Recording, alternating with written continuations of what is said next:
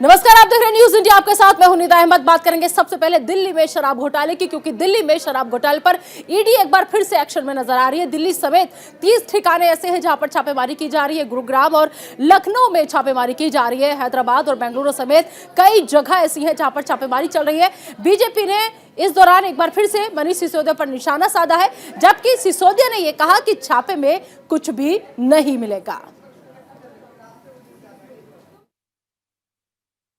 CBI का जो कड़ा प्रतिक्रिया आया है, मुझे लग रहा है कि एक मनीष सिसोदिया जी अपनी एक स्वयं से ही भारी मुसीबत मोल लिए हैं। आप सोचिए, सीबीआई का स्टेटमेंट है, पहले इन्होंने सीबीआई के छापे मारे, उसमें कुछ नहीं निकला। अब ईडी के छापे मार लेंगे, उसमें भी कुछ नहीं निकलेगा। पूरी कोशिश ये है कि बस किसी तरह से जो देश में शिक्षा का माहौल बना, अरविंद केजरीवाल जी काम कर रहे हैं, उसको रोक दिया जाए, उसको किसी तरह से आगे बढ़ने से रोका जाए। लेकिन ये रोक नहीं पाएंगे। ये सीबीआई यूज कर लें, ईडी यूज कर लें, हर चीज यूज कर लें, लेकिन शिक्षा के काम को रोक नहीं पाएंगे। ये हमारी गारंटी है। मैं तो सीबीआई के लिए भी मेरी क्या तैयारी, मेरे पास कुछ है नहीं। मैंने ईमानदारी से काम किया, मैंने स्कूल बनवाए, 4 स्कूलों के नक्शे और मिल जाएंगे।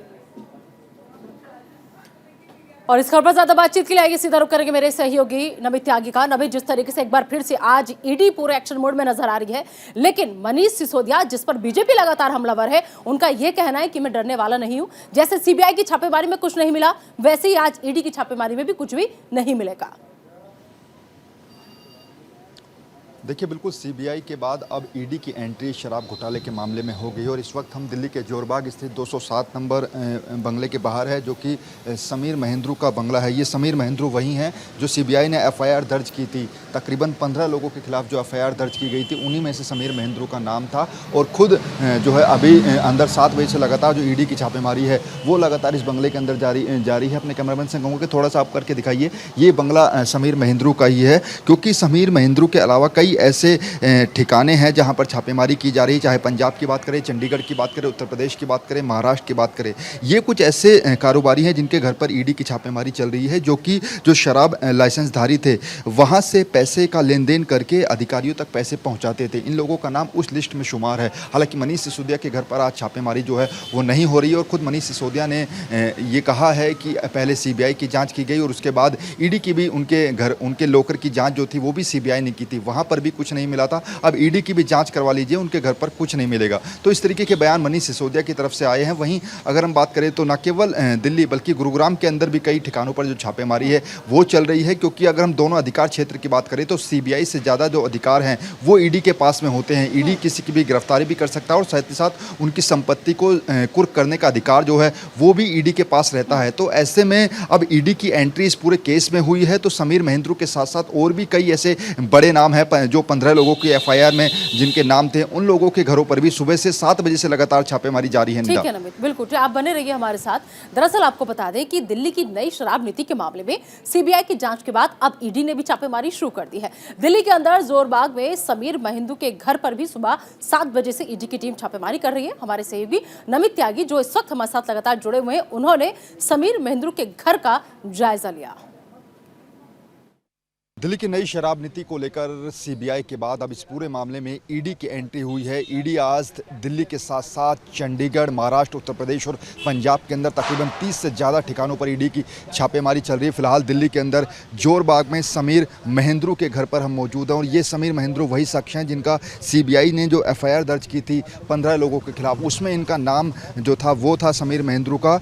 ये इंडो स्पिरिट के जो एमडी है, मैनेजिंग डायरेक्टर, वो बताए जा रहे हैं। और ये देखिए, इनके घर पर सुबह तकरीबन 7:30 बजे जो ईडी की टीम थी वो यहाँ पर पहुँची थी और कुछ देर पहले ही ईडी की जो टीम है इनके घर के एक सदस्य को यहाँ से लेकर भी गई है। इसके अलावा बात करें तो लगातार पिछले 3 से 4 घंटे से जो ईडी की छापेमारी है वो लगातार जारी है। इससे पहले सीबीआई की टीम ने जो है वो कई ठिकानों पर छापेमारी की थी। हालांकि आज जो ईडी की छापेमारी हो रही है उसमें जो सीबीआई ने एफआईआर दर्ज की थी, जो सबसे पहला नाम था दिल्ली के शिक्षा मंत्री मनीष सिसोदिया, उनका नाम जो है वो शामिल नहीं है। यानी कि आज मनीष सिसोदिया के घर पर ईडी की छापेमारी नहीं हो रही है। लेकिन इसके अलावा समीर महेंद्रू के अलावा चाहे पंजाब की बात करें या फिर महाराष्ट्र की बात करें, उत्तर प्रदेश की बात करें, हरियाणा की बात करें, हरियाणा के गुरुग्राम में भी कई लोगों के घरों पर ईडी की छापेमारी जो है वो फिलहाल जारी है। क्योंकि अगर ईडी के पास अगर बात करें तो सीबीआई से ज़्यादा जो अधिकार हैं वो ईडी के पास होते हैं। ईडी जो है वो जब किसी के ऊपर आरोप दर्ज होते हैं तो उसके खिलाफ जो है जांच करने के जो पुख्ता सबूत हैं वो पहले इकट्ठे करने होते हैं। इसके अलावा बात करें तो जो गिरफ्तारी का अधिकार है वो भी ईडी के पास आता है। तो ऐसे में पिछले 4 से 5 घंटे से लगातार जो ईडी की छापेमारी है वो समीर महेंद्रू के घर पर चल रही है। क्योंकि जो 15 लोगों के खिलाफ एफआईआर सीबीआई ने दर्ज की थी उसमें समीर महेंद्रू का नाम था। इसके अलावा और बाकी जो लोग हैं, केवल मनीष सिसोदिया को अगर छोड़ दें उस 15 लोगों की लिस्ट में, बाकी जितने लोगों के नाम हैं उनके खिलाफ सुबह से ही लगातार जो ईडी की छापेमारी है वो जारी है। तो कह सकते हैं कि सीबीआई के बाद अब इस पूरे मामले में ईडी की एंट्री हुई है। कैमरा पर्सन आरब। तो नमित लगातार हमारे साथ मौजूद है। एक बार फिर से हम नमित का रुख कर लेते हैं। नमित, जिस तरीके से आर पार की लड़ाई अब जो है वो नजर आ रही है आम आदमी पार्टी में और बीजेपी में, लेकिन साफ साफ आम आदमी पार्टी ये कह रही है कि हम डरने वाले नहीं है, चाहे आप कितनी जांच बिठा लीजिए। लेकिन एक सवाल ये भी है कि अगर कुछ गलत नहीं किया है तो फिर डर किस बात का है? क्यों बेवजह इस्तेमाल का आरोप ईडी या सीबीआई पर आम आदमी पार्टी लगा रही है?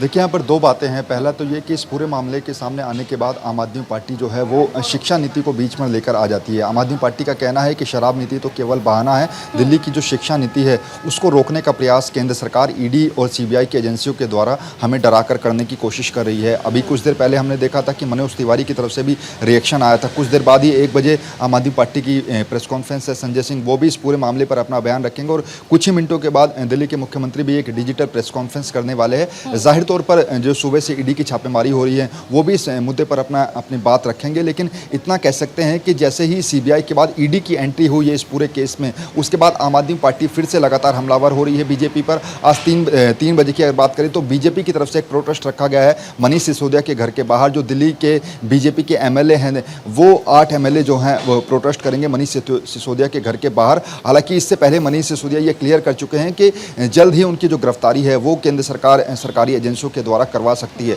तो ऐसे में जो मामला है, जो अहम जानकारी आप साझा कर रहे हैं कि एक प्रेस कॉन्फ्रेंस होने वाली है, तो उम्मीद करें कि कम से कम आज तो आम आदमी पार्टी इस मुद्दे पर बोले कि ये आज फिर से बहाना होगा प्रेस कॉन्फ्रेंस का, लेकिन निशाना फिर से एजुकेशन ले आएंगे और शिक्षा के क्षेत्र में हमने क्या क्या किया वो गिनाकर चले जाएंगे। क्या इस टॉपिक पर भी कभी आम आदमी पार्टी अपनी चुप्पी तोड़ेगी?